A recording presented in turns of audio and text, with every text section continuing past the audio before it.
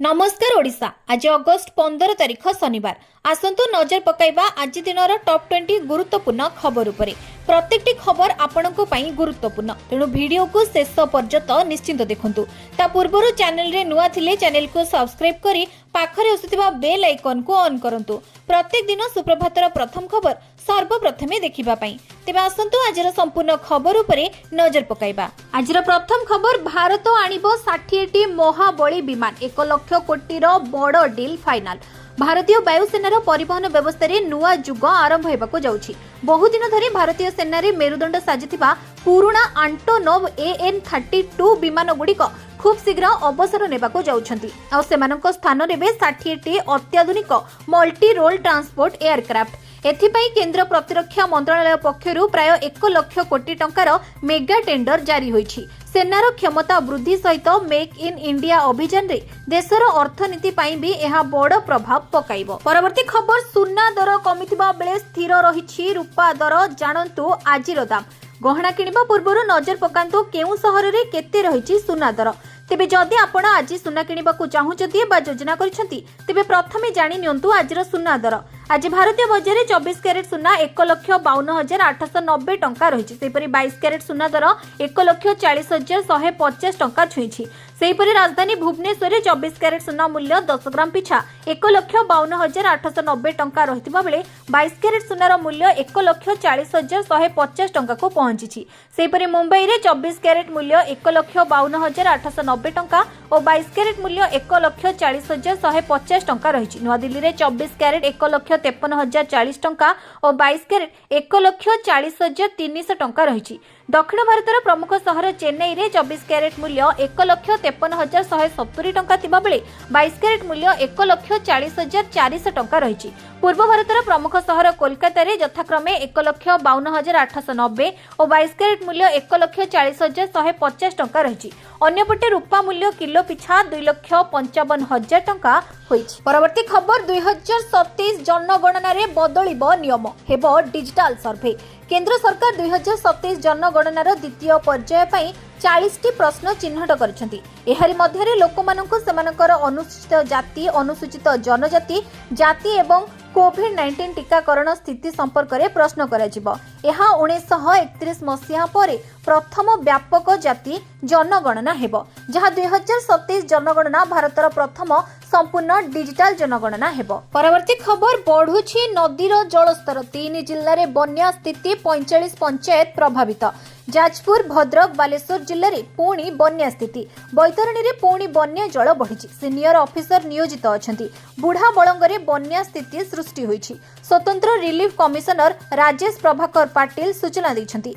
से कहिसंती बन्या स्थिति उपरे नजर रहिछि। ग्राउंड रे अधिकारी रहिसंती। सुवर्णरेखा रे मध्य बन्या सृष्टि होइछि। बुढ़ा बळंगरे वर्षा जोगु विपद संकेत अतिक्रम करिछि, जहार प्रभाव बालेश्वर रे देखिबाकू मिलिबो। पूर्वर जिल्ला रे प्रशासन अलर्ट करा जेथिला। लोकमाननकु स्थानांतरित आरंभ होइछि। 10 ओड्राफ एवं 7 एनडीआरएफ टीम मुतयन होइतबा बेले 4टी टीम प्रस्तुत रहिसंती। बालेश्वर सदर रेमुणार 15 पंचायत रे प्रभाव रहिछि। भोगराई बस्ता ब्लॉक को मध्य सतर्क करा जाइछि। परवर्ती खबर, शक्ति विभागर विभिन्न प्रकल्पर समीक्षा कले मुख्यमंत्री। 2030 सुधा ओडिशार प्रत्येक अंचल को निरवच्छिन्न विद्युत सेवा।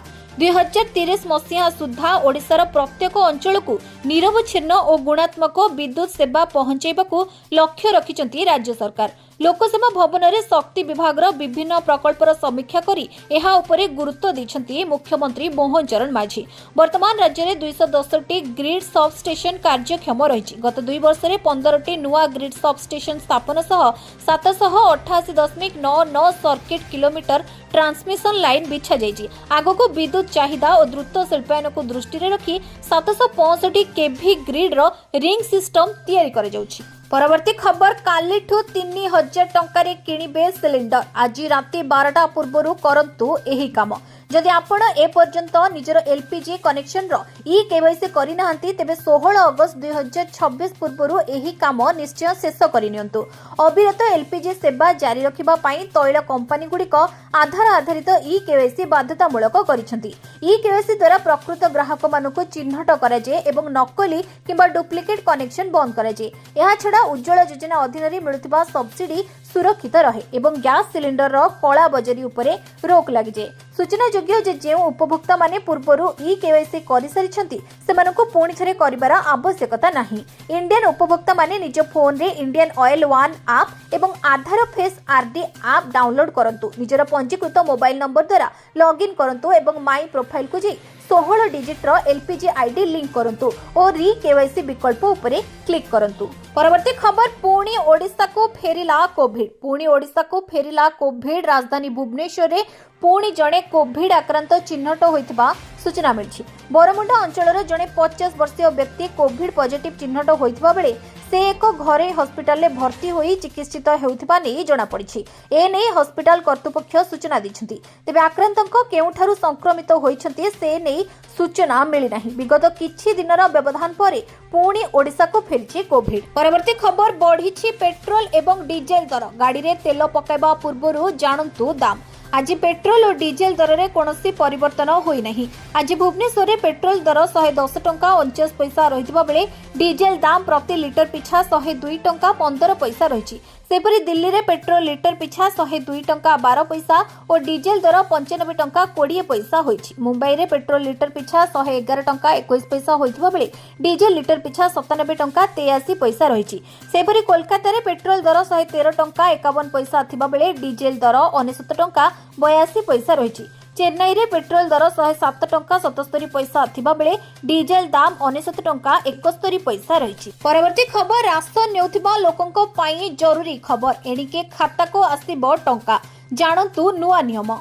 चंडीगढ़ एवं दादरा और नगर हवेली एवं एपरी दुईटी केन्द्र शासित प्रदेश होईछि जेउठारे 14 अगस्त 2026 रु सरकार डिजिटल रूपी माध्यम राशन सब्सिडी सीधा सड़क हिताधिकारी वालेट को पठाइबाकू जाउछन्ति। केंद्र सरकार को एही योजनार उद्देश्य होछि प्रधानमंत्री गरीब कल्याण अन्न योजना अधीन रे दिए जाउथिबा खाद्य सब्सिडीर चोरी और दुरुपयोग को रोकिबा। पीएमजीकेवाई अधीन ए पर्यंत लोकों को राशन सब्सिडी तांको बैंक खाता को पठा जाउथिला किंतु अनेक समय रे बैंक खाता को आसुथिबा टंका को लोके अन्य काम रे खर्च करि दियंती किबा निज व्यक्तिगत आवश्यकता रे व्यवहार करती। एबे डिजिटल रूपी आकार रे टंका पठा जिबा परे एहाको केवल सरकारी राशन दुकान रे ही खर्च करि हेबो। वालेट रे थिबा टंका रे मोबाइल रिचार्ज मद पोशाक किबा अन्य सामग्री किनि हेबो नाही। वालेट को पठा जेतिबा टंका केवल राशन दुकान रे लागिथिबा क्यूआर कोड स्कैन करी ट्रांसफर करे जाई परिबो। परवर्ती खबर बारंबार बन्या अटकिछि क्षयक्षति आकलन। उत्तर ओडिशा रे वर्षा आशंका जल निष्कासन पई नदी रे हेबो ड्रोजिंग। राज्य रे लघुचाप अवपातर रूप नै विभिन्न जिल्ला रे प्रबल वर्षा लागि रहिछि। बारंबार बन्या स्थिति को नहीं प्रतिक्रिया रखिछथि राजस्व और विपर्यय परिचालना मंत्री सुरेश पुजारी। बालेश्वर आरंभ करी मयूरभंज पर्यंत जिला गुड़ी को रेड जोन रे रखा जाइछि बोली से सूचना दैछन्ति। मंत्री कहिछन्ति जे वर्षा जनित बन्या शेष हेबार ना नेउ नाही। गोटिए बन्यार मुकाबिला कला बेलकु आउ एक बन्या आसी पहुंची जाउछि। संपूर्ण पानी न छाड़बार क्षयक्षति आकलन पई विलंब होउछि। विशेषकर उत्तर ओडिशा रे एही समस्या देखा दैथिबा बेले अन्य जिला गुड़िकरे सहायता और आवंटन काम आरंभ हो सारी।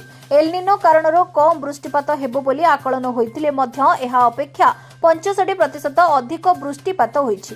गत 2-3 सप्ताह भितरे 2 रु अधिक बन्या आसी सारिछि जहाको सफलतार सहित मुकाबिला करा जाउछि। उत्तर ओडिशार किछि नदी रे जलस्तर वृद्धि पाइछि किंतु ए पर्यंत विपद संकेत पाखरे पहुंची नाही।